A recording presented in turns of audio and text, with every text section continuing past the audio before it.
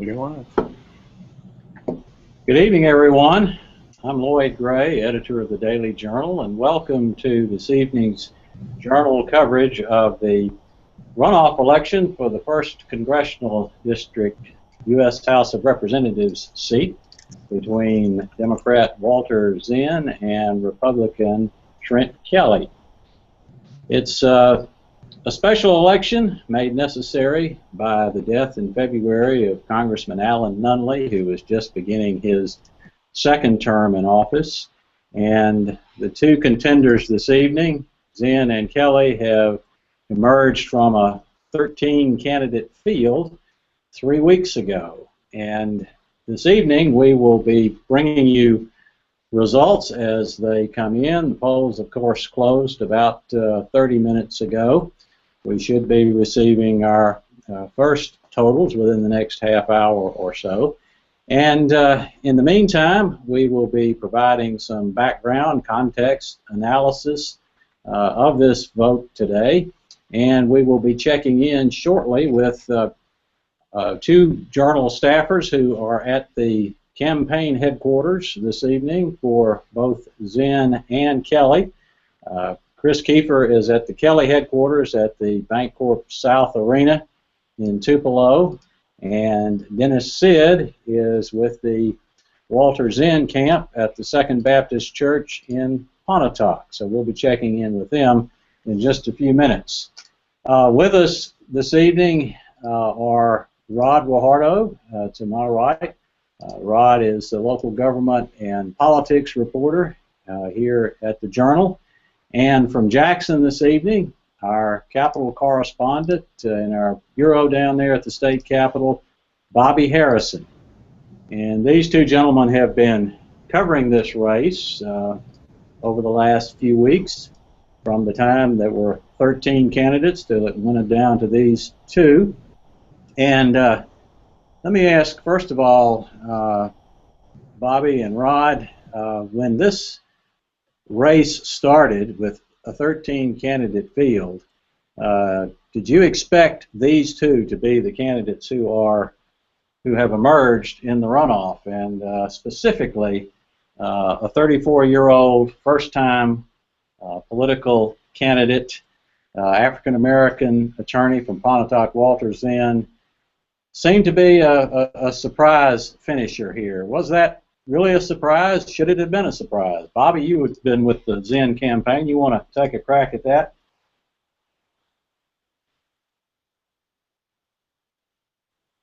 Bobby? Well, how about you, Rod? Since we can't seem to get a hold of Bobby. Sure. Well, I would say the surprise there was definitely Walter Zinn. I think the emergence of Trent Kelly between 12 Republican candidates was not necessarily a surprise, but at that point it was almost anyone's game. You had 12 Republicans who split the vote essentially, and Trent Kelly and Mike Taggart were the two presumed candidates who were going to emerge from that race. Some believe those two would emerge alone. But clearly the surprise there, in my opinion, was Walter Zinn, who managed to secure a good base, who went out to the polls and showed off in strong numbers in some counties what they could do. But certainly Bobby could testify to that more. He's been following the camp. So, Bobby, you want to pick up there? Am I with y'all? I think I got lost. I mean, I think y'all lost me for a second. You're with us, Bobby. You're there. I went dark on my screen. Walter Zinn was the only Democrat in the field of 13 who, while a lot of people saw him as kind of a surprise that he made the runoff and led the ticket, it really shouldn't be. There's while the first district has turned out to be in recent years a solid Republican seat nationally, there's still a significant Democratic vote. And Zinn, while he didn't have any money, he had far less money than the other candidates. He did. He does have volunteers in all 22 counties, and they work with a traditional Democratic base to get those votes out. And they're trying to do that again today to pull what would be one of the biggest upset, maybe the biggest upset in Mississippi political history, at least in my lifetime. So we'll see what happens tonight. So what does he have to do? What are the keys to victory to an upset for Zen today, Bobby? Well, let me hasten to add that I don't think that upset's going to occur, but I mean he does have volunteers in every county in the 22 counties in the district, and I traveled with him a little last week. Those people are busy making phone calls to people who have a history of voting Democrat to remind them that there's an election today. And the trick's going to be to get those people to the polls, and hopefully that they get more people from Zen's standpoint. Hopefully they get more people to the polls than the Republicans do. Now he has his campaign war chest is nowhere near what that of Trent Kelly, but he does have that traditional Democratic base, and he because of his family background, parents and step parents who are involved with churches and throughout Northeast Mississippi. He also has that connection, which also has been a traditional Democratic way to reach the African American community. So I mean, he's dependent on that and the contacts and his volunteers in all the counties to make up for what he doesn't have in campaign money. Rod, Trent Kelly had a pretty unusual situation coming off of that first round of voting, in that he was the runner-up. He finished second, but he was immediately considered the heavy favorite in the runoff, and it seemed almost from the start that his whole tack was to convince people that it wasn't a sure thing. So talk about kind of what he's been doing over the last 3 weeks to make sure that this apparent victory that people are just assuming, his supporters and probably a lot of Republicans are just assuming, what's he been doing to make sure that happens? Sure, and I think that's what stood out to me the most from the May 12th first round of voting that night when he spoke at the Bancorp South Arena. You know, he told his supporters there, this isn't over. We didn't come in first. We came in second. We're still going to have to fight. And I think that's a message that he's carried on in these next 3 or 4 weeks since that night. And it looks like the support has all been there. He's the campaign has just been moving and shaking since that day, answering phone calls and making stops. Just today, the governor was with him on a bus tour. I know that they hit the majority of the 22 counties in this district, and really just trying to get out there and encourage voters to simply get out to the polls. I think one of the key things they were looking at doing was just stopping that apathy and making sure that people didn't assume that this race was won before he actually won it. So that seemed to be a big focus for him, and I think it certainly helped with some of the support that he got from a number of different folks, including the governor, the Mississippi GOP party, and some other folks.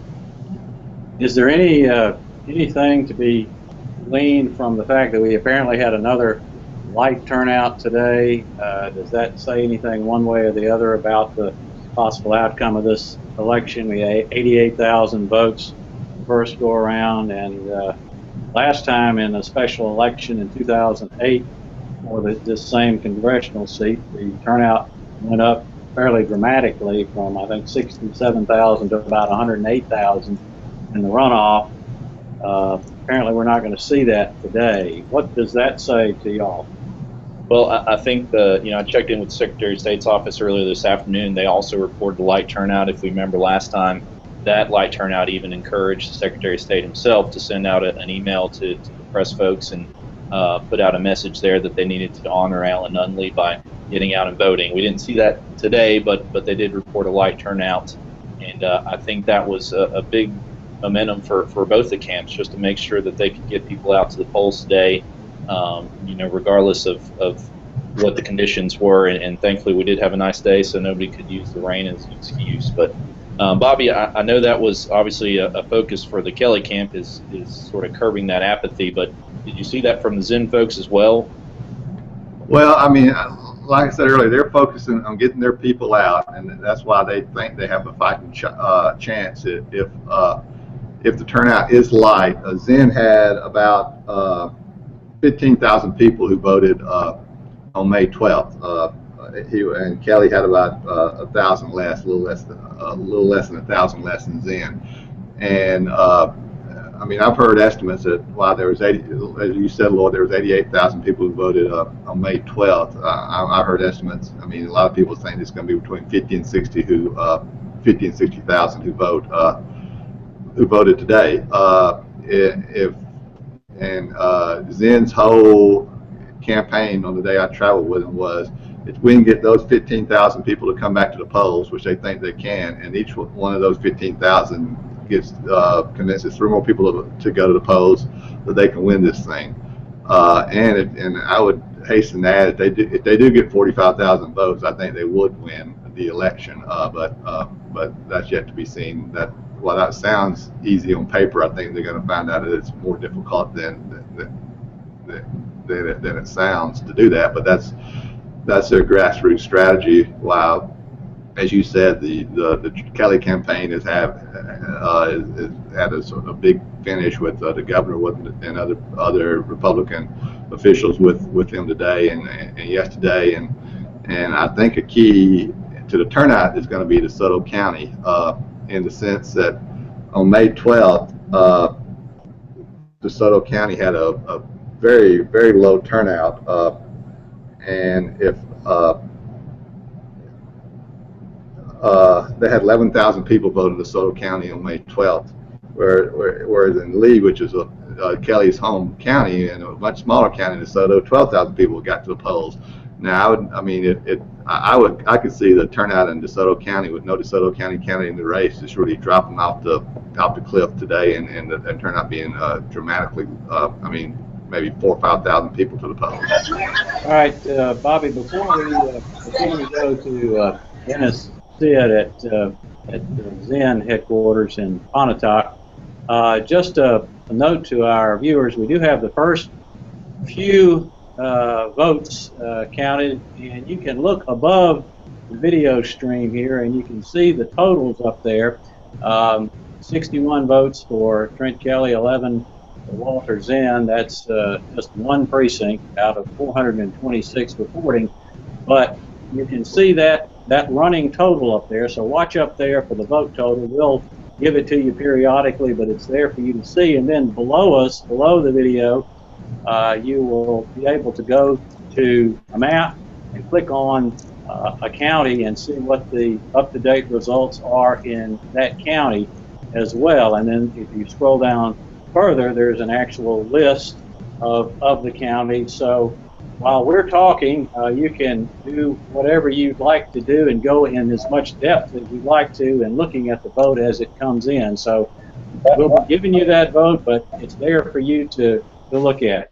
And we got Dennis on the line at the Zen headquarters in Pontotoc at the Second Baptist Church. We do have a feed here. As you'll see, it should be taken over the screen now. The Zen camp has everything set up there at Second Baptist Church in Pontotoc. Looks like they're watching the results either off the screen or elsewhere. Our reporter Dennis Sid is there talking to folks right now, so maybe we'll have an update from him later. Let's come back here and talk a little bit about maybe some of the endorsements that have piled up for both candidates. Lloyd, what does it mean to you when a candidate receives an endorsement so big from the governor? I mean, obviously that wasn't unexpected, being that he's a Republican candidate, the only one left. But do we think that helped propel Kelly to the top of the list this time around? Well, of course, he didn't get it until after the first go-around of voting as the only Republican candidate. And I think, as you say, Rod, it was unexpected, and it was not unexpected, and you would certainly anticipate that when there's a Republican candidate who emerges from the pack, that the full force of the Republican Party, state party, of which, of course, the governor is the titular head, would get behind him. But what it showed to me, the contrast in the Republicans being all in and all behind Kelly, and the Democrats not so much behind Zen, and presumably the reason being that they felt like his chances were slim in this district, so you didn't get much attention or money from the National Democratic Party in this race. They consider this a Republican district. There were really not any major state Democratic figures who came and campaigned for Mr. Zinn. So that, what it showed was, to me most explicitly, was that the Republicans were in behind Kelly full force, and the Democrats, yes, he had the endorsement of the state party, the endorsement of the first district party apparatus, but no real push, organized push from the Democrats as Kelly had from the Republicans. Right. Well, let's see if we can go to the Kelly camp right now. They're at the Bancourt South Arena here in downtown Tupelo. Clearly, you'll see by the photo a little bit more lively crowd than what's over in Pontotoc right now. It's still early, though, so maybe that will continue picking up. But as you can see, folks are starting to watch the results come in there, and hopefully we'll have an update here in a second from Chris Kiefer, our education reporter, who's on scene there. Lloyd, any more results come in yet? We have 3 of 426 precincts reporting. Don't know yet where those are from. Kelly, 319 votes, 75%. Zinn, 105 votes, or 25%. Let's see if we might be able to look and find out. Looks like maybe some of those votes, first precincts reporting look like they came from Prentiss County. So Webster County, well, Prentiss County and Webster County. And in Prentiss County, that's where the bulk of the vote has come from. 2 precincts in Prentiss County, 258 for Kelly, 94 for Zinn. Of course, Kelly is district attorney, and Prentiss County is one of the counties in his judicial district that he represents as DA. Let's go to Chris Kiefer now, who's at the Kelly camp at the Bancourt South Arena. Chris, what's the momentum there like, or what are you seeing there on the ground? Yeah, there's been a lot of energy. I'd say it's probably started to pick up about 7:15, 7:20. People talking, a lot of hopeful excitement. I don't know if you can hear the volume. It's loud. I've seen a lot of other Republican candidates here, legislative candidates, other candidates from the first congressional runoff. Ed Holliday was here a little bit ago. I've seen Shana Gary, legislative candidate. Ed McMahon running for state senate. So there's a lot of other Republican candidates here, and I think people are anxious to see what the turnout is. That's probably what I've heard people asking about more than anything else. But it's I'd say it's lively right now. Great, thanks, Chris. We have the first results in from Lee County. Looks like we don't have an actual precinct total, but we have 1,632 votes for Kelly and 587 for Zinn. That's 73.5 versus 26.5. That's out of Lee County. Again, not unexpected. Excuse me. I've just been corrected. That's the total. And Lee County, the 6 precincts out of 38, 753 votes for Kelly, 206 for Zinn. So our total at the moment was the figure that I mistakenly gave you as Lee County's, which you, again, for those of you who are just joining us, you can see right above us, and that is 1,632 for Kelly and 587 for Zinn, with 13 out of 426 precincts reporting, so still quite a ways to go in the vote count. The Lee County numbers, that shouldn't be too much of a surprise, seeing as how Kelly has a pretty good base here, and I think that does that speak anything to what we're expecting to see later on? I mean, is that a huge surprise? Well, I don't. you know, I don't think it's a big surprise. On the other hand, you know, Zinn did fairly well in Lee County in the first round of voting on May the 12th. He, I think, finished maybe fourth in the county. He, out of the 13 candidates, had 1,852 votes. I said, excuse me. I said, yeah, that was third in the county. And so, you know, I would say that he would have to cut into Kelly's margin a little bit more than that, expecting a strong Democratic and African American turnout of the vote here in Lee County, which would be, and obviously it's pivotal for Kelly. Kelly got, you know, virtually a third of his votes in Lee County the first time. He had 4,424 votes out of just over 14,000 in Lee County. Great, and I think Dennis Sid has an update from Pontotoc with the Walter Zinn camp. Dennis, you talked to a family member of our candidate down there? Yes, I spoke to Carolyn Judon, his aunt, who lives actually across the street from Second Baptist Church. And like a lot of folks around here, and there aren't many, but they're feeling a little nervous. She says she's absolutely not surprised that he was in the runoff. And she said there are some people with good things who seem to follow.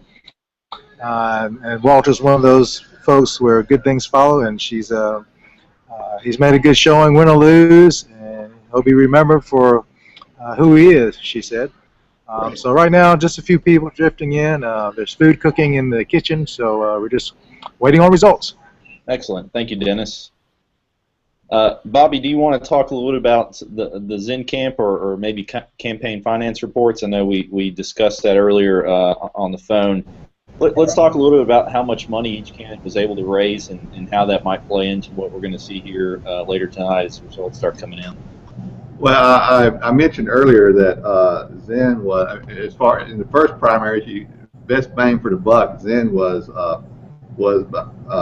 way ahead of everybody else. In the first primary, he raised about I think about $11,000, and I mean you had candidates spending upwards of $500,000, including some of the candidates. Some of the 13 candidates putting $400,000 of their own money, either loans into the campaign. But incidentally, in the first primary, Kelly, who placed second, of course, was far from one of the top fundraisers too. I mean, it was kind of unusual to have two candidates who were so far down the totem pole in terms of money raised, being number one and two in the election. Kelly raised a little bit over $100,000. Zinn raised, like I said, less than $20,000. I think about 12. And now, in the period between the first election and the runoff, the money's been pouring in for Kelly. He's raised over well over $100,000 just in that time period between May 12th and today. Whereas Zinn is still less than, well, he's raised about $20,000. So you're talking about Kelly is upwards of $300,000 and Zinn's around $20,000. Kelly, if you look at the campaign finance reports, Kelly's gotten money from from a lot of powerful Republican PACs.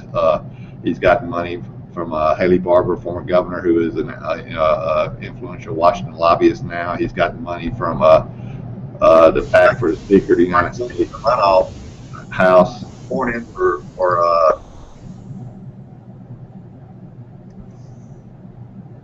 hello? Yeah, sorry about that, Bob. We had a... Oh, okay. Whereas Zinn, there's just hadn't, as Lloyd mentioned earlier, there hadn't been any national money coming in for Zinn. And part of the problem is this is just considered such a safe Republican district. If Zinn did pull off that miraculous victory today, he'd be the top target for the Republican Party in 2012. Well, I mean, not 2012. My goodness, in 2016, when the next round of regularly scheduled elections come around, he would be a top target. So the Democrats just hadn't been willing to invest in this race, and he's been leaving him to just depend on grassroots effort and hope that Republicans forget to vote. Well, but you know, Bobby, I know that it's been said over and over that this is a Republican district, and yet this district was represented for 2.5 years by a Democrat within the last 5 years, and you know that's something that people forget about. Although those were unusual circumstances when Travis Childers was able to come out of that special election and that regular election that year with victory. It doesn't say a lot though about encouraging Democrats to run when they make a good showing like that, and then you know the party doesn't back them up and doesn't reward them for that kind of effort. Well, Lloyd, you can make the case that in 2008, I mean, it was almost, you can make the case Childers was nearly the perfect candidate to run in this district as a Democrat.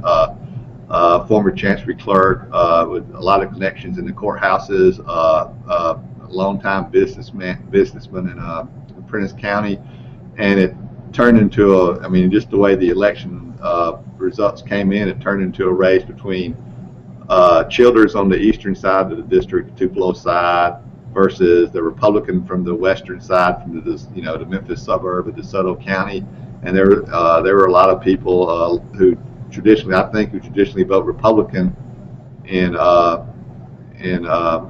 most elections who over on the eastern side of the district, in the Tupelo side, who voted for Childers over the Republican from the western side. And then Childers was able to carry that on and win the full 2-year term.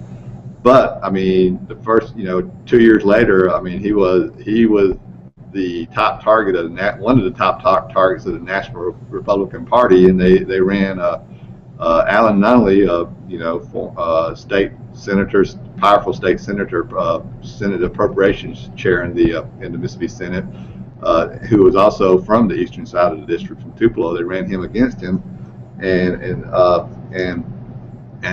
I can't remember the percentages now, but Nunley beat him by a fairly comfortable margin. It was close to, I mean, you could make the case it was a landslide type margin that Nunley defeated Childers by, and if Zan did pull off this special election, he would face those headwinds in 2016 of Republicans running somebody equivalent to Nunley against him.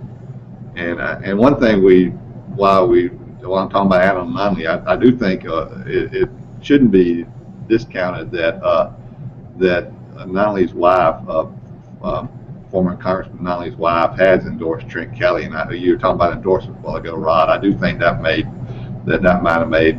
did have some impact. I think the fact that she, toward Nunley, endorsed Trent Kelly for this special election. All right, let's look at the vote total and update here. We have tightening up just a little bit. 42 of 426 precincts reporting. Kelly has 3,634 votes. Zen has 2,754. That's 57% for Kelly, 43% for Zen. An indication there of some of Zen's strength. For example, he's obviously getting a strong vote in the heavily African American counties. Marshall County, for example, with 6 of 24 precincts, Zen has a lead of 782 votes to 279 for Kelly, and that was one of the 7 counties that Zen led the 13 candidate field in on May the 12th. The others were Benton, Chickasaw, Clay, Lafayette, Monroe, and Winston counties. So that's where you'll see his strength in Lowndes County. 8 of 22 precincts. Zen has a big lead there. 1,073 votes to 663 for Kelly. but should be noted, 0 votes are in from DeSoto County, heavy Republican county, even though the turnout there has been way below what it ordinarily would be. We also have just 6 of 38 precincts reporting in Lee County, which will be a strong Kelly County, you would presume. Right. Nothing for Pontotoc County, which is Zen's home county, but which was led by Kelly in the May 12 voting. So still a race that's, you know, when you look at it, it's not a runaway yet, certainly, but we are beginning to see some of these patterns that we expect to emerge in the counties where we expect to see them emerge. Great. Lloyd, I want to cut over to Chris Kiefer. He has Ed Holliday, Tupelo dentist and former candidate in the first round of voting, standing by at the Bancourt South Arena. Chris, we're coming to you. You have Ed Holliday there with you? I do. Can you hear me okay? We can hear you perfectly. Great. Hi, so we're here at the Trent Kelly party celebration. I guess they're hopeful it's a celebration, but I'm here with Dr. Ed Holliday, who ran in the first election and is here tonight supporting Trent Kelly. Mr. Holliday, how do you feel about things right now? Well, I feel very good. I think what Trent Kelly has done is help bring the Republican Party together. In the past year or two, there's been a senatorial election last year, and a lot of Republican candidates, 12 running for that position. Trent won and got the runoff, and so I think he's doing a great thing to bring the Republicans all together. And I think it's a message for Republicans all across Mississippi that we can come together and we can win elections. Obviously, Mr. Kelly was second in the first election, so a key for him going into this one was building a coalition, getting some of the Republican support of the other candidates his way. What made you support him? Well, it wasn't much of a choice. The night of the election, once I saw Trent was firmly in the runoff, I talked to him, told him I was behind him 100%. I know, being a dentist, I know the American Dental Association been behind me, but I take calls from them. They got squarely behind Trent Kelly and his campaign, and I feel like the other candidates did. Ones that I know, we were all behind Trent 100%, and I just feel like Trent Kelly, once he became in the runoff, I had there was no problem for me to wipe the election away and say Trent Kelly's a good friend. He has been, he will be, and he'll be a great congressman for Mississippi. So I feel great tonight. I think Mississippi, this is going to be a great night for the whole state of Mississippi, not just the first congressional district. Besides both being Republicans and supporting them that way, you two were two of the, I believe, 4 Lee County in the original election. Does that kind of play into it, supporting someone from Lee County, and is that important for the county? Well, I think Lee County is an important county in the state. We know that, but I went across all 22 counties when I was campaigning, and I can tell you that once Trent got in the runoff, I know my friends in DeSoto County, they were ready to get behind him. I know my friends up in Tishomingo County, of course my home county, Tupelo County, where I grew up, they all get behind Trent. So that's why I say this is an important event, I believe, for the Republican Party. Lastly, if he were to win tonight, what kind of representative do you think Mr. Kelly would be? What kind of issues do you think would be the main ones he'd be focused on? Well, I believe he can spell that out in his campaign. There's one thing that he has that no other candidate had, but when he said he led men and women in battle and combat. Now, he's done that. He knows the military very well. And in these times, we know there's evil people in the world. I feel we're in good hands with somebody like Trent Kelly as being our next congressman when it comes to military affairs, but he's also strong in taxes, knowing we need low taxes. He knows we need to get rid of some overbearing regulations. So those are the things I think we look forward to as if he wins tonight, prevails tonight, being our next representative. I think he'll do very well for the first congressional district. Thanks so much. I appreciate your time. Thank you. Thank you. Thanks, Chris. Let's take a look at the updated vote totals. Again, if you've just joined us, you can look above the video and see the running totals up there, which show Kelly with a lead of 9,018 votes, a total of 9,018 votes to Zinn's 4,478. That's 9,018 or 67% to 4,478 for Zinn or 33%. So a 2-to-1 lead at this point with 73 of 426 precincts reporting. So that is an updated vote total, and in terms of where those votes are coming from, we have a number of counties who have reported in at this point with at least partial returns, no full counties yet. Lee County has about half the precincts have reported in Lee County, 20 of 38, and Kelly is leading with 75% of the vote to 25% for Zinn. That's 3,214 votes to 1,078, 3,214 for Kelly, 1,078 for Zinn. So Kelly doing well in Lee County as anticipated and as, of course, he needed to do to win this election. At this point, Union County is one county that's come in about half the precincts there.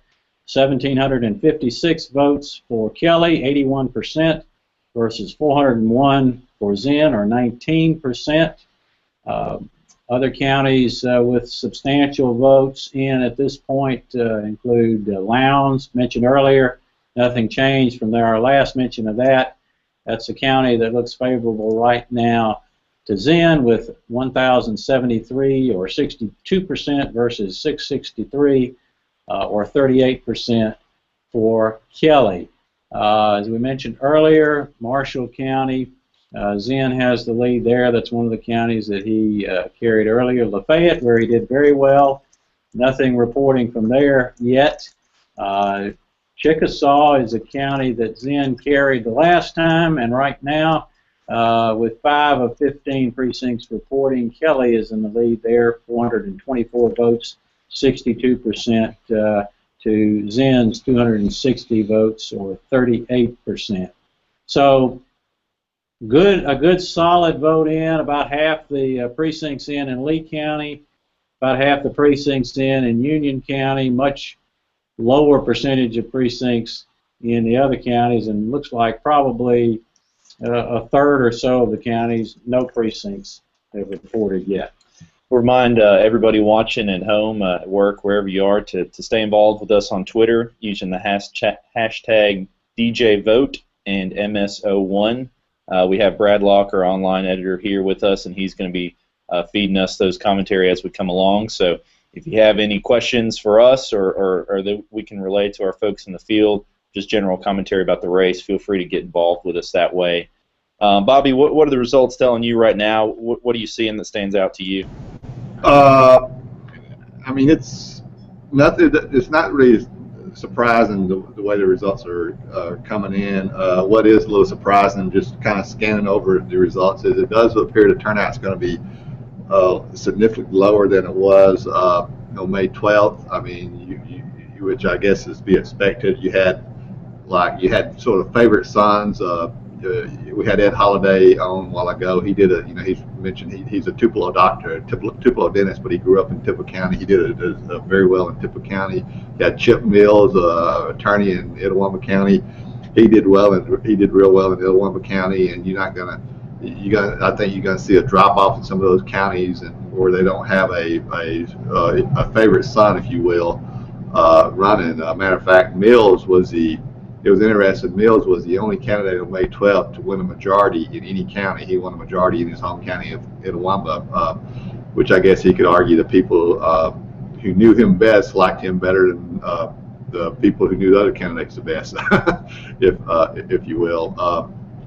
But I mean, I think I would venture a guess the percentages aren't going to fluctuate much from what they are right now. But the turnout is going to, I think it's safe to say the turnout is going to be a good bit lower than it was on May 12th. And that definitely seemed to be, we talked about this earlier, a focus of the Kelly camp. Did you see that a lot when you were trailing Zinn the other day? I mean, was he just trying to encourage folks to get out there and sort of show their support for the candidates come today? Yeah, they wanted to remind their people to vote and hope the other people didn't vote. I think that was their kind of their recipe for victory. And I mean, and we can talk about this some later on when the outcome is determined for sure. But I mean, Zen is you got to appreciate the fact Zen's never run for office before. He's an attorney, and he actually has worked. He grew up in Pontotoc, went to Pontotoc High School, and then went to Millsaps, and he's in recent years been working in Jackson for the city government in Jackson, and was a significant member of a couple of administrations in the city of Jackson. Was even talked about some of being a potential candidate for mayor of Jackson. He came home and ran for this seat. And I do think that you have to appreciate the fact that a political novice with no money has done his led the first ticket and has done as well as he has. And he could be a candidate somewhere down the line in some other races on the state level, especially the legislative level, just depending on how things go and what he wants to do with his life. Bobby, that was an interesting comment, if you heard it, that Ed Holliday made about Trent Kelly had reunified the Republican Party after the bitter Senate race last year between Senator Thad Cochran, and Chris McDaniel.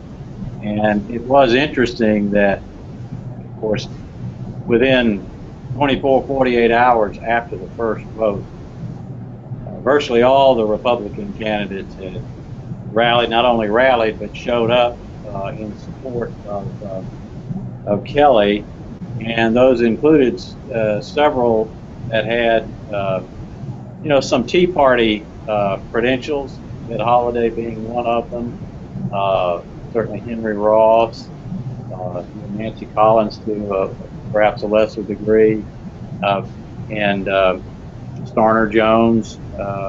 So you actually had probably, certainly by national standards, Trent Kelly is a conservative, no question about that whatsoever.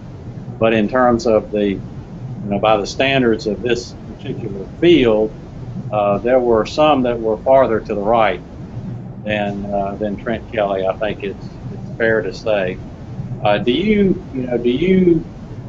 you buy this idea that this is going to be a helpful thing for the Republicans in healing wounds from last year?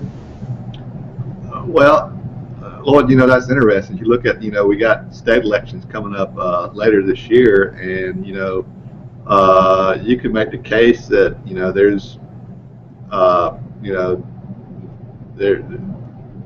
there's no Tea Party challenge on the state level that is going to that's going to make an impact on any statewide elections.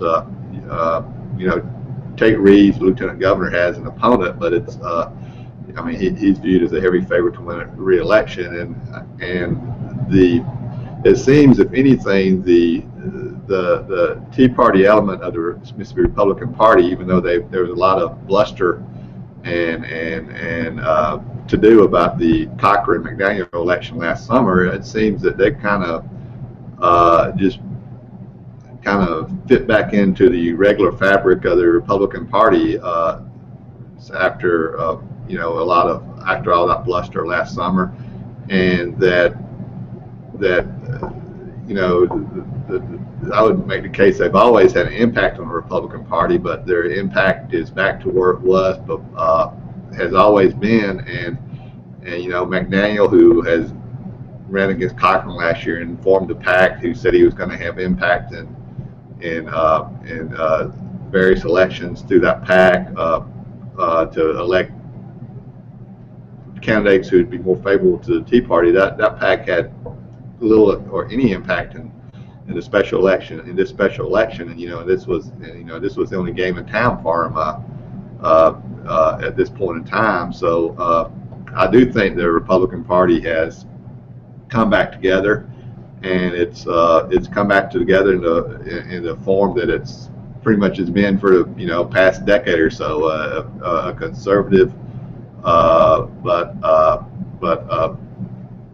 business-friendly party that is conservative on social issues, but is also very constant of what business interests want, and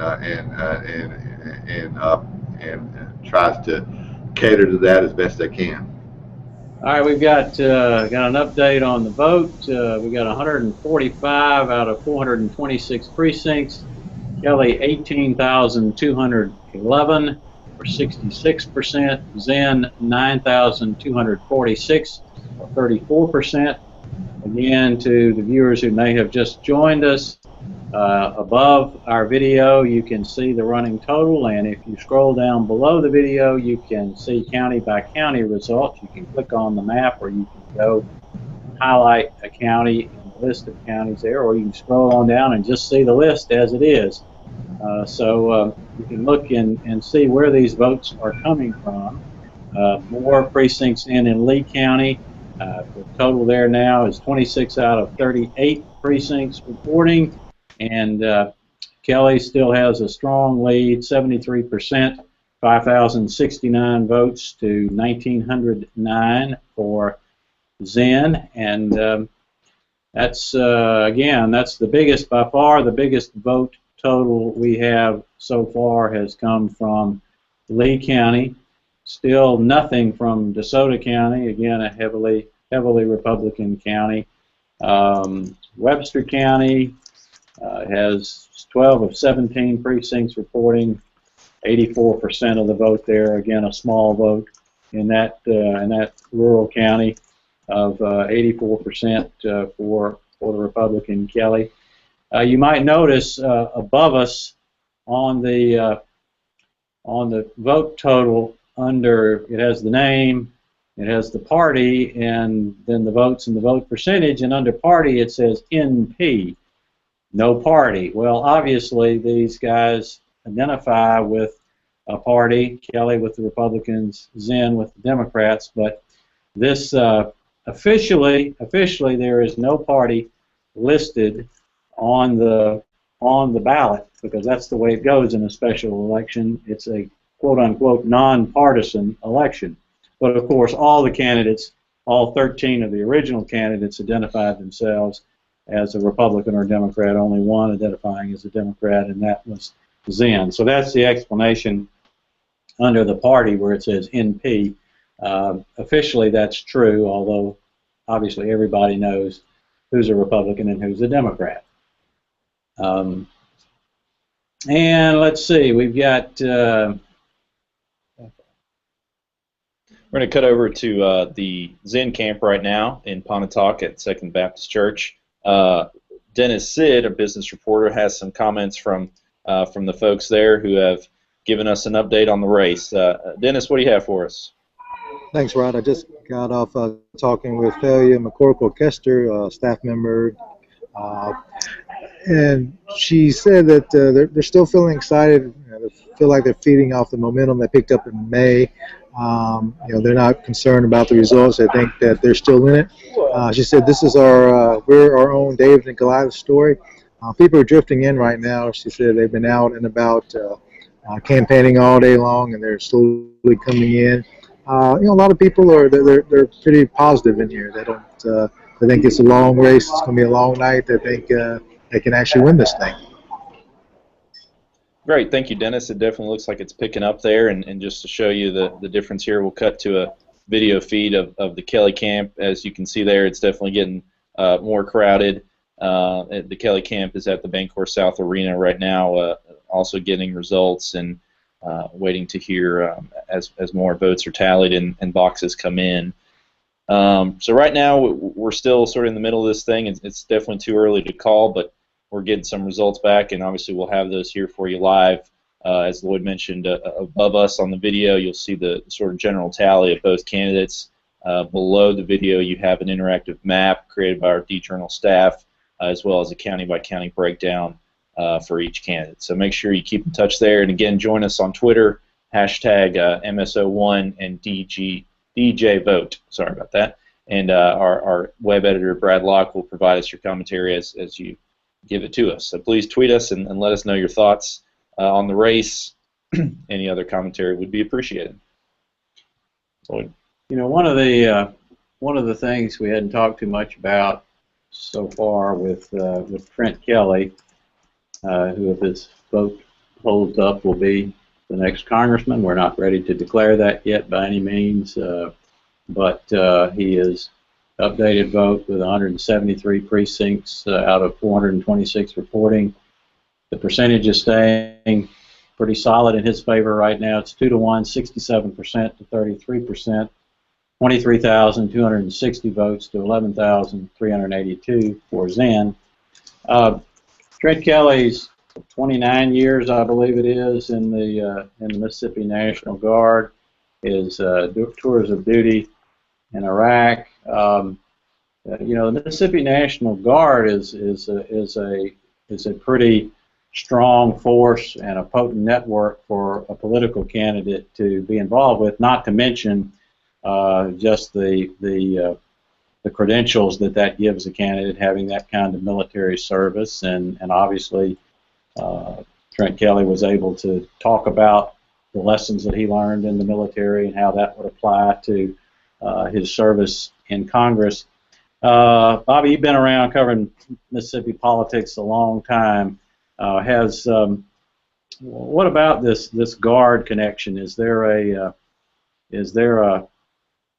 strength there for a political candidate, do you think? Well, sure. I mean, the Guard is, especially Mississippi, touches so many families' lives. I mean, everybody has a brother, a husband, or a cousin who is in the Guard, and it's an important part of so many people's lives, and you know, over the past 15, 20 years with the conflicts in the Middle East, the two conflicts in Iraq and the conflict in Afghanistan, I mean, the Mississippi National Guard members have played such pivotal roles, including Trent Kelly, in those conflicts. Trent Kelly was not only a member of the Guard, I mean, he was on the battlefield in the Middle East, and so I mean, I think that was a huge factor, I think, in his success in the first primary, and it will be a huge factor tonight. I mean, we hadn't even touched on this, Lloyd, but Trent Kelly wasn't the favorite coming in most people's eyes on May 12th. It was Mike Taggart, the Northern District Transportation Commissioner, who, while Trent Kelly represents, as district attorney, represents 7 counties in the 1st Congressional District, Mike Taggart represents all 22 counties as Northern District Transportation Commissioner. Yet Kelly was able to beat him by about 1,000 to 1,500 votes to place second and get in this runoff. And I think the National Guard, I mean, obviously played his National Guard connection obviously played an important role in being able to do that. And it should be pointed out that that Taggart also served in the military, and late in the race, Taggart saw the impact that the National Guard was having on the race in Kelly's favor, and in campaign ads in the final days, I think Taggart was trying to play up his military service, which also was, you know, to be honored and shouldn't be forgotten. But it was I think that the fact that the National Guard he had been in the National Guard so long did play an important role.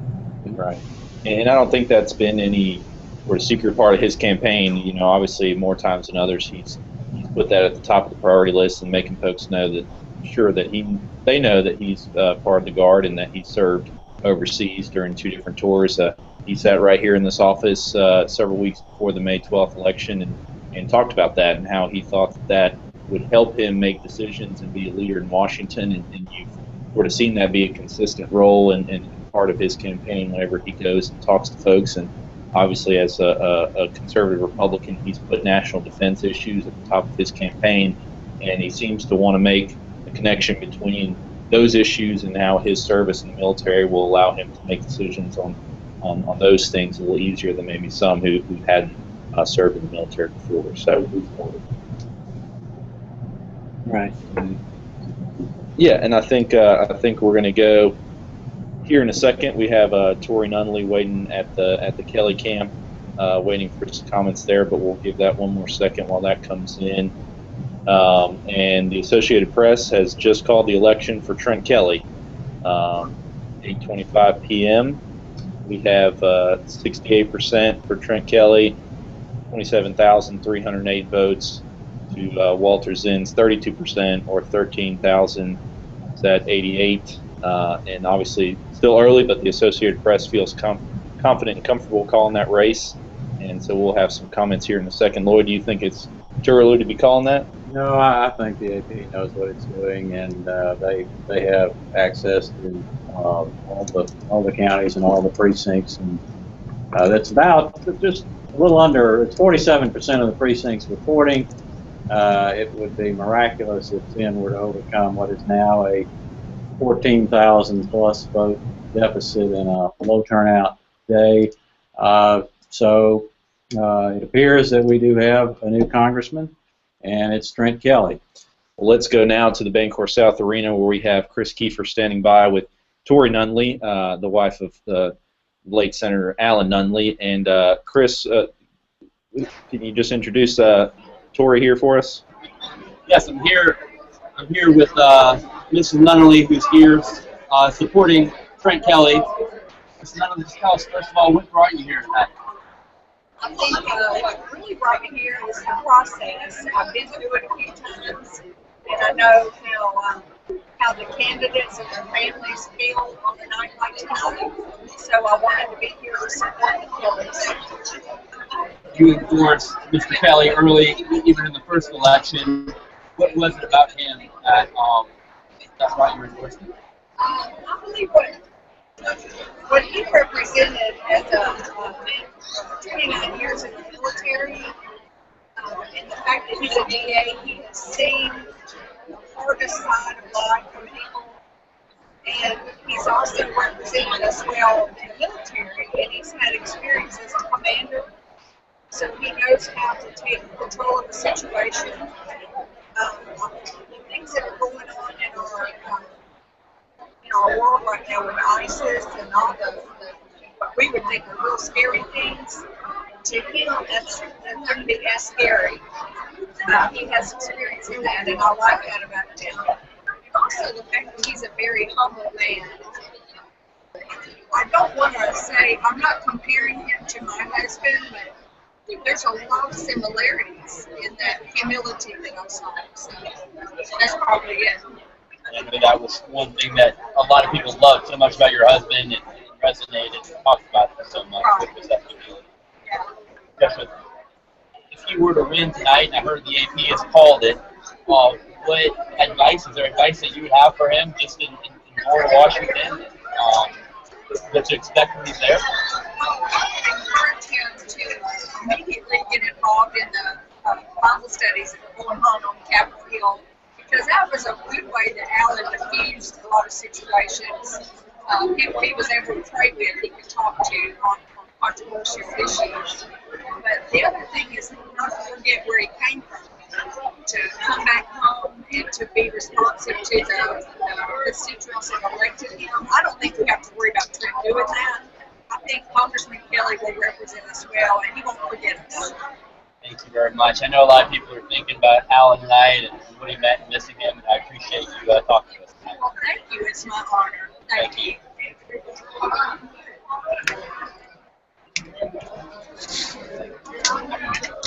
All right, and that was Chris Kiefer with Tori Nunley, the wife of the late Senator Alan Nunley. And again, the Associated Press has called the election for Trent Kelly, District Attorney of Saltillo, who looks to be the next congressman from our district. Lloyd, again, we mentioned it wasn't too early to call, but as more votes start coming in, is there a box big enough or a precinct big enough that would sway that enough to really change anything? Absolutely not. We've got the lead is lengthening for Kelly. He's now at about a 18,000 plus vote lead, 69% to 31%, with a little more than half the precincts reporting, 233 out of 426. Looking down to see if we have any complete counties. We don't have any complete. Lee County is getting close to being complete. 6,243 votes for Kelly versus 2,437 votes for Zen. That's 72%, and that's that Kelly got 4,400 votes, I believe, in Lee County the first go around. So he's picked up quite a few votes this go around. You would expect that, obviously. Zen has as well. He picked up about 600 votes so far in Lee County from his showing last time. Lowndes is almost complete, and Lowndes earlier, of course, it's one of the larger counties in the district, Columbus. It was Zen had a lead there, a pretty big lead early, but now that lead has been overtaken by Kelly, 3,400 votes, 34-18 to 27-31. It's trending everywhere, pretty much as expected. Pontotoc County, which is Zen's home county, at this point, 16 of 28 precincts for Kelly, 77% showing. So he's winning big in Zen's home county. Again, that's a county that Kelly led in the May 12 voting. So there's nothing here that would indicate that the AP is being reckless in declaring this for Trent Kelly. So if we make the assumption that Trent Kelly has been elected, of course, this is not a full term. U.S. House terms are short anyway. They're only 2-year terms. He will be doing this again next year, presumably not in as against as many opponents as he had to emerge from this go around, but he will be running for re-election next year. This term runs through the end of 2016, so it's a perpetual sort of campaign mode for House members. But he obviously will emerge a very strong candidate and unlikely to have any strong Republican opposition next year, I would think. Sure. Bobby, what do you make of the results just as they come in, and obviously as the AP is ready to call it? What are your thoughts? What are you seeing?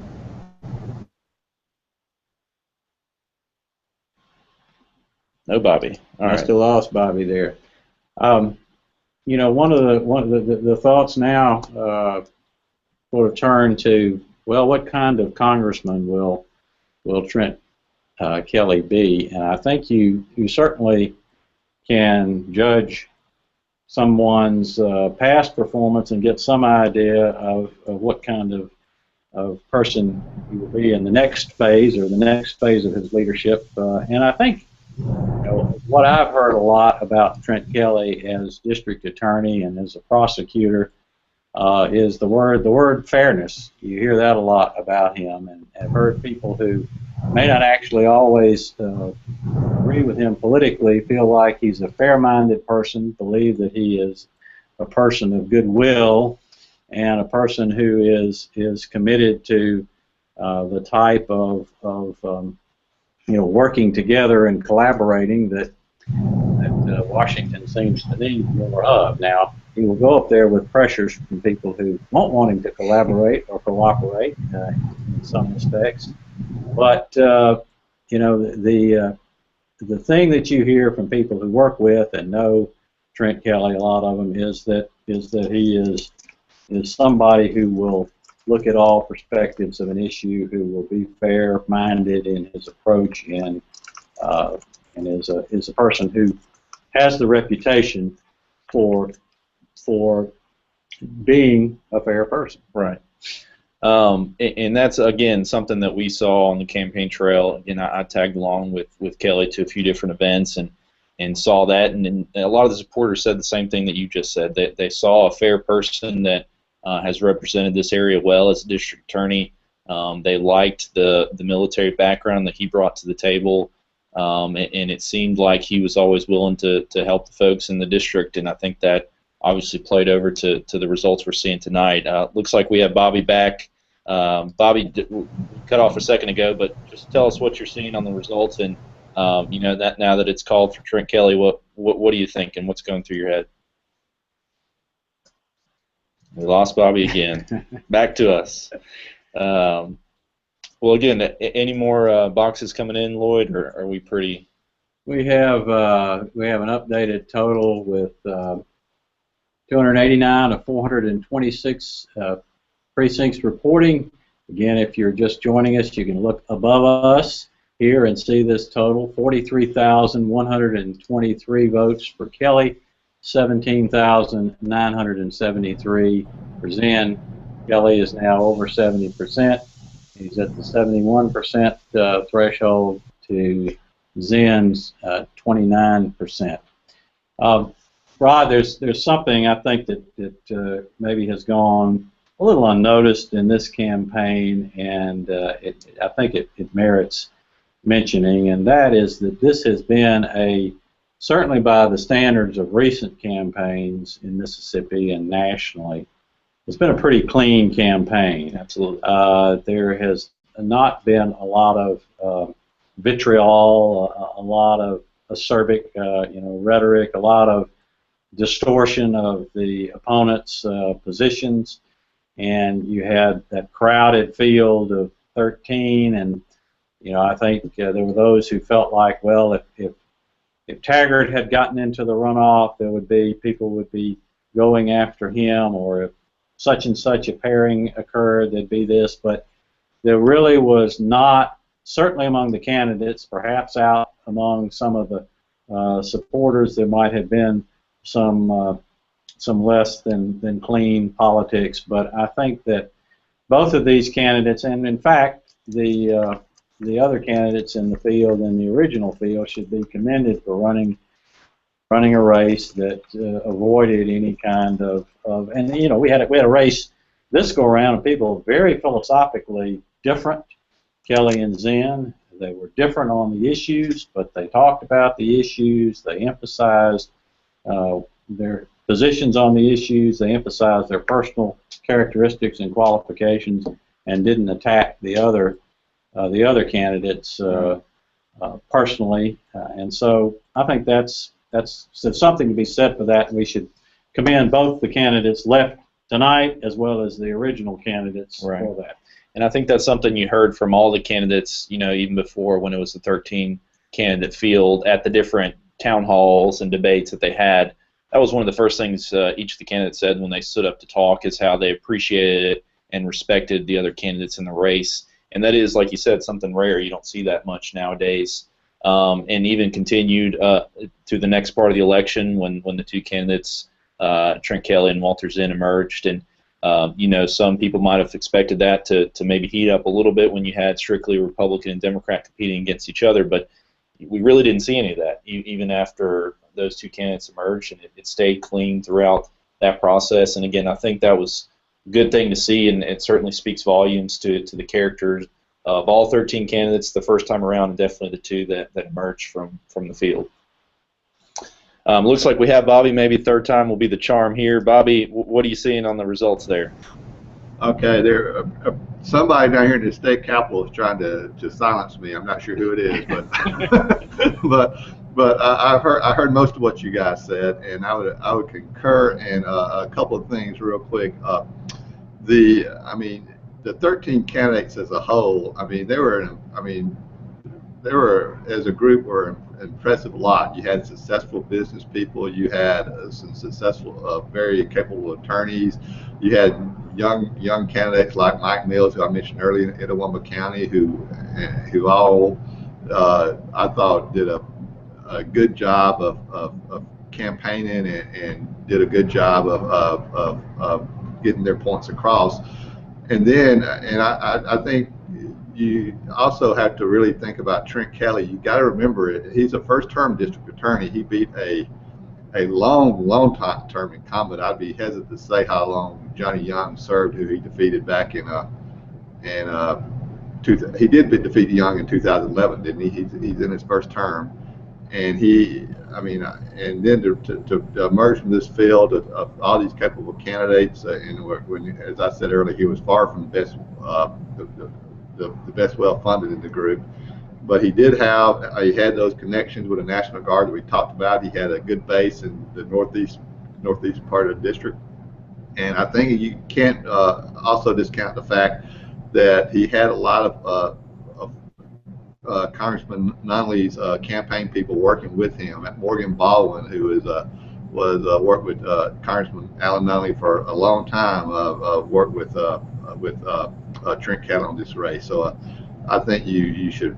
I think while the turnout was not what we'd like in either the first election or the runoff, I think you had to commend the candidates, and you had to commend Walter Zinn, and you have to just tip your hat to Trent Kelly and his group for running a really solid campaign. Well, we're approaching here with 331 precincts out of 426, about 70,000 votes. So it's conceivable that we could reach close to the first election. I keep saying the first primary. It's not a primary. The first round of voting, which was about 88,000. Not sure. I think there's still 15 or so precincts in DeSoto County. Some heavy population precincts, perhaps. Lee County is almost all in, but we could have close to what we had in the first voting on May 12th. So not too drastic a drop off, if indeed there will be a drop off. Still, though, very low vote total overall when you compare it to over 200,000 who voted in the 2010 election, which admittedly was on a regular election cycle. Right. And at this point, I think we're still waiting on the Kelly campaign to get back to us on when and if he will stand up there and speak at the Bancorp South Arena. We'll cut to a little video here, a live feed there. As you can see, the crowd has definitely increased there. It looks like just about standing room only.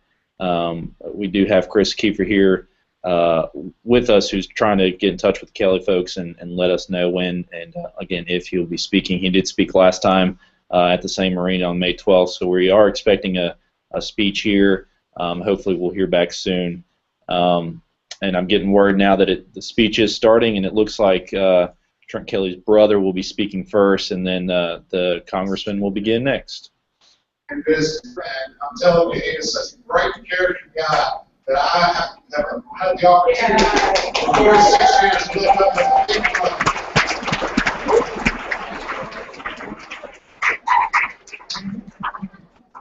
So today, I'm going to tell you, I got a chance to meet with you, and without any say anything else, because I'll start crying. I know my dad's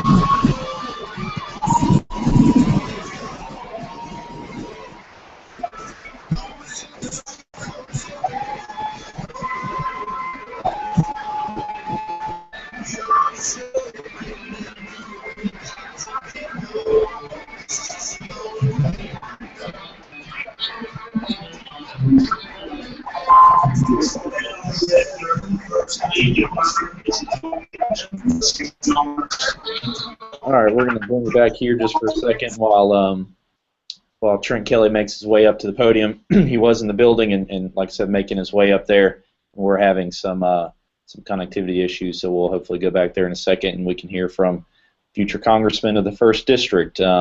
Obviously, like you mentioned before, it'll be a short period of time that he will be there. You know, does that even give him enough time to get his feet settled and really tackle some issues, or does he have to worry about getting situated and making connections right off the bat? Well, I think he will. He's obviously got a learning curve, as anybody going up there for the first time would, but I'm sure that he'll be incorporated rather quickly certainly into the party fold up there, and I don't think it'll take too long for him to get situated. And it's an interesting thing in Mississippi. The first district has been a bit of an exception in recent years, but generally speaking in Mississippi, when we elect somebody to Congress, we keep them there an awfully long time. We keep them there pretty much as long as they care to be there. Obviously, some members of the House of Representatives will decide from time to time to run for the Senate, opening up another House race, but it's so rare that we have an open House seat. That's one of the reasons that we saw 13 candidates jump in when this seat came open, because it is a rare event in Mississippi to have an open U.S. House seat or U.S. Senate seat. When Thad Cochran was elected, he was in the House of Representatives, and he decided to run for the Senate when Jim East's been in the Senate for 36 years or so, retired. Sure. Let's cut to the Kelly camp and see. I think he's and Danny Wright, her friend who is here. Thank God for being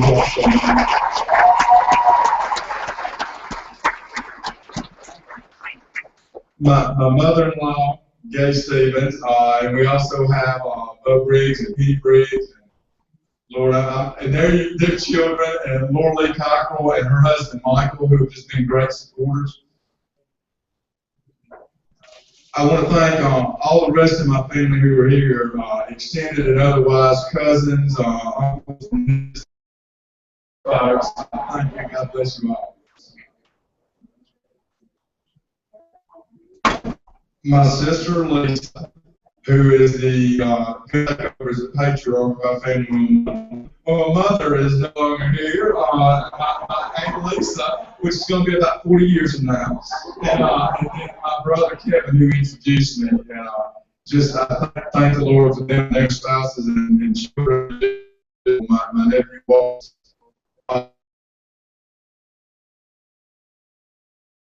So hard and believed in me, both in that job and this job. I want to thank Ms. Julie, who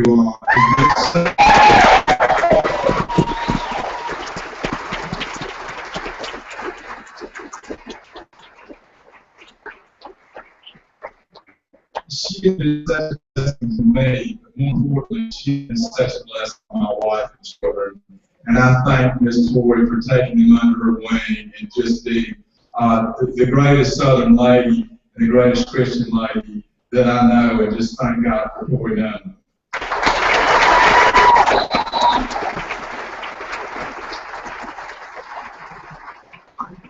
And last but not least, there's so many more, and I can't thank everybody by name, but just one lady who has been with me from the very beginning, and that's Miss Connie Holt.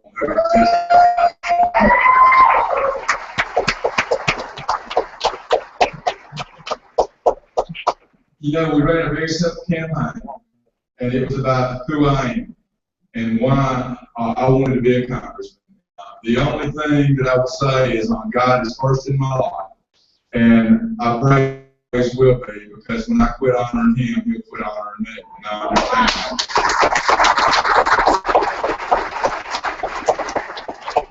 My wonderful, beautiful family, who I love with all my heart, and y'all all know I love this country more than anything other than those top two things.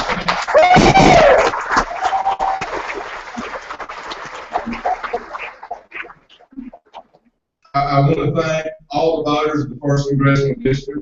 I had a very worthy opponent who ran a good race, and I want to be grateful to him for running a good race, and the entire race was very clean and very, very good. And I just want you to know that I will work every day to honor the district and my Lord Jesus Christ, and thank you, and God bless you all.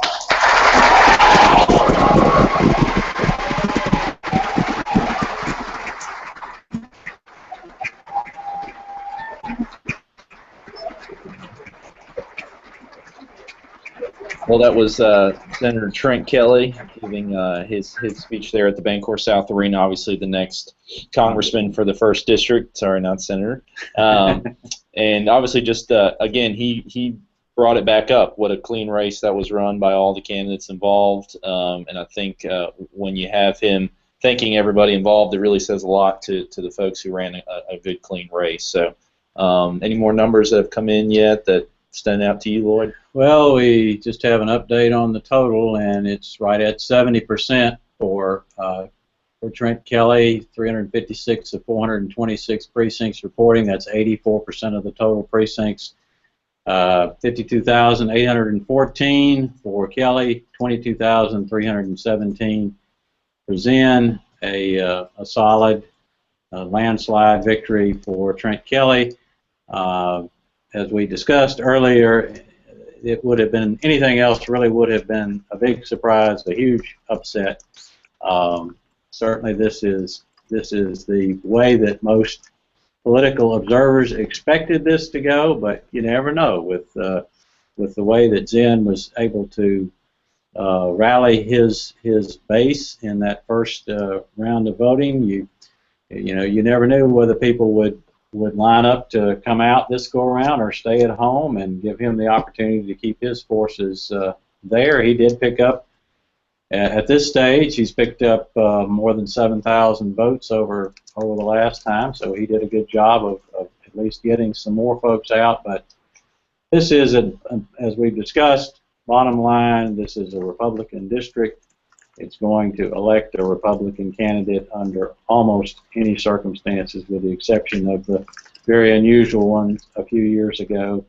And so I don't think this is in any way a surprise. It's what was expected. Sure. The percentage of the vote, could have gone a few percentage points here or there, but a solid victory. And Trent Kelly now joins the other three Mississippi House members in Washington. That's Benny Thompson in the 2nd District, who is the lone Democrat, Greg Harper in the 3rd, and Stephen Palazzo in the 4th District. And it's actually, Benny Thompson being the senior member, there's not a lot of, relatively speaking, long tenure now in the Mississippi congressional delegation on the House side, as there has been at some points in our history. But certainly a capable person elected from the 1st District in North Mississippi. And we do apologize for the technical difficulties we had there during Mr. Kelly's speech. I'm told that we did take a video of that, so that will be available on our website here shortly. But let's kick it over to Bobby for some final commentary, and then we'll bring it back here and wrap up the evening. Bobby, anything you're seeing, or just some general thoughts from you? Well, I say right off the bat, I guess I was, I hate to say this, but I guess I was wrong. Lloyd, based on the numbers you gave a while ago, we're about at 75,000 votes right now, or so. 82 now. Well, yes, we're going to be, the vote total may exceed the May 12th turnout, which is simply amazing to me. Obviously that's in 2010 when Alan Nunley defeated then incumbent Travis Childers. You had about 250,000 votes, but still for a special election, this has been a pretty good turnout. I'm amazed by that, and I'll just reiterate what I said a while ago. I thought there was some very good candidates in this race, some impressive people, and they all have something to be proud of. And like Lloyd said, I think Trent Kelly, I'll be surprised if he's not there for a long time. Great. All right. Lloyd, any final thoughts as we wrap up here? No, we do appreciate your attention this evening, and hope we have been able to both keep you up with what's going on in the vote count, which certainly didn't last too long as elections go tonight, and hopefully provided some context for the vote. And we very much appreciate your being with us this evening, and look forward to doing this some more in the future. Absolutely, and we do have word from the Zen camp that they are wrapping up there, and we hope to get a statement from them, but it doesn't look like we'll get that right now. So obviously stay tuned to djournal.com, follow our Twitter and Facebook accounts for some updates throughout the night, and obviously pick up your print edition first thing in the morning. We do want to thank Lloyd. This will be his last election here with the Journal. Thank him for everything he's done as he continues his career in Meridian. Thank you, Lloyd, for joining me for this last one, and like he said, we hope to do many more of these as we continue. Obviously, we have more elections coming up in August, so really while this election is wrapping up, a whole nother set is kicking off, and we will be with you every step of the way. So make sure you keep up with djournal.com, again, Twitter and Facebook, and we hope to keep you updated throughout the election season.